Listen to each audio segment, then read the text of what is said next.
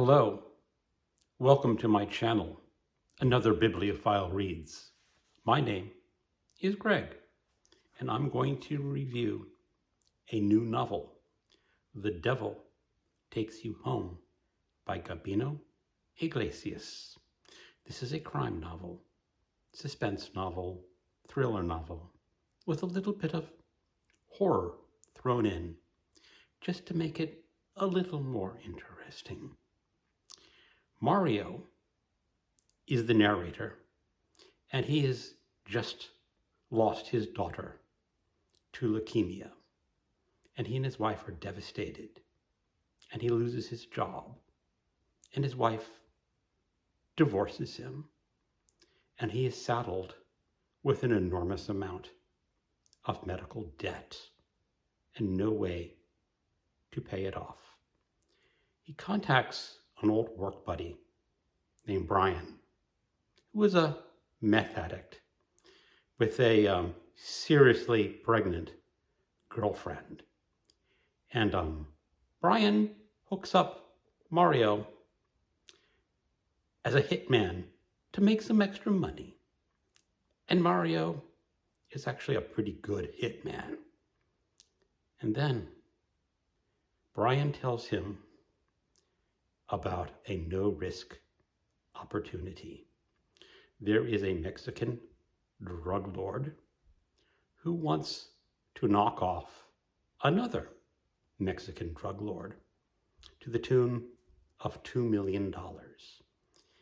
And Mario and Brian and a third man named Wonka are going to do this heist. Now, Wonka, his brother, has been killed by the drug lord that they're going to knock off. So he has a chip on his shoulder. He has a little extra motivation. And then you learn that things in this world may not be exactly what they seem to be. There are dangerous people in the drug cartel, and there are dangerous things that may not be human anymore. And readers who are familiar with heist novels know that these no-risk heists have a lot of risk to them. And let's just say it gets entertaining. And there are some really fascinating characters. Mario is a little bit of a scumbag. Yes, he has a lot of reasons to be mad at the world and become a hitman. Brian is the meth addict with his seriously pregnant girlfriend who is trying to do something else in this world. But he is still a scumbag because he introduced Mario to the life of being a hitman. And Wonka, he's a dangerous dude and a scumbag. The Mexican drug lord that hires them, he's a scumbag.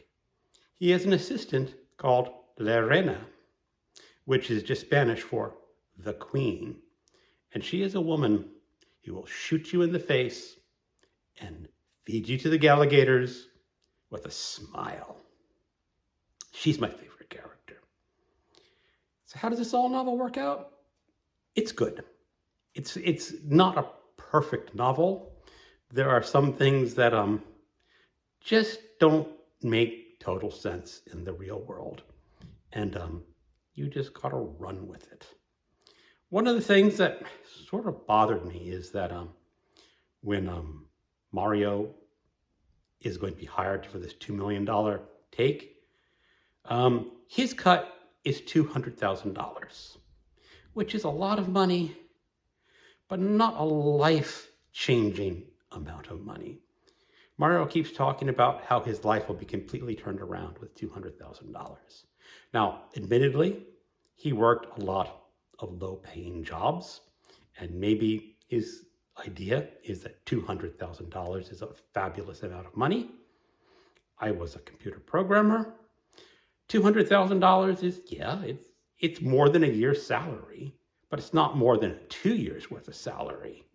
So I just could not buy someone taking that much risk for that amount of money. Also, the main reason he became a hitman was to pay off medical debt. Did he not hear of bankruptcy?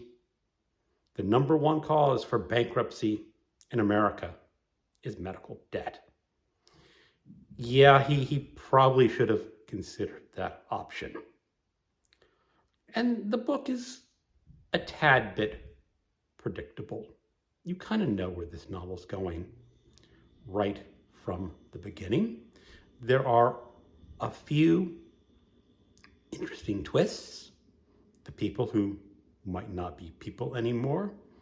There's a hint of black magic and the supernatural that really takes it just a little bit higher than just a hint, but not too far over that, except for one character.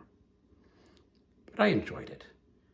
I can recommend that if you like crime novels with a touch of horror, you'll probably really enjoy this book.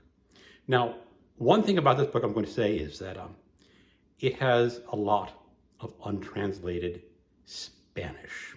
There'll be whole sentences and whole paragraphs in Spanish.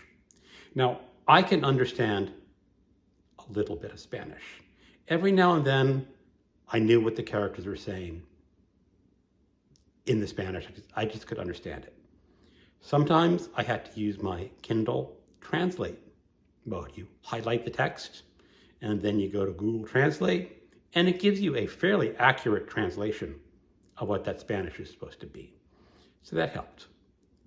In some cases, though, for whatever reason, it could not translate the Spanish.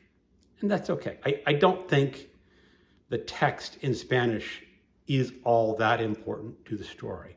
It's more just a little bit of flavoring and spice to let you know that these characters are Hispanic. And occasionally, when it is important that the characters are saying something that actually means something in the story, the author will give you a translation right after the Spanish, so you will understand what they are saying. So, I recommend it if you like this type of novel. Thank you for watching, and keep on reading.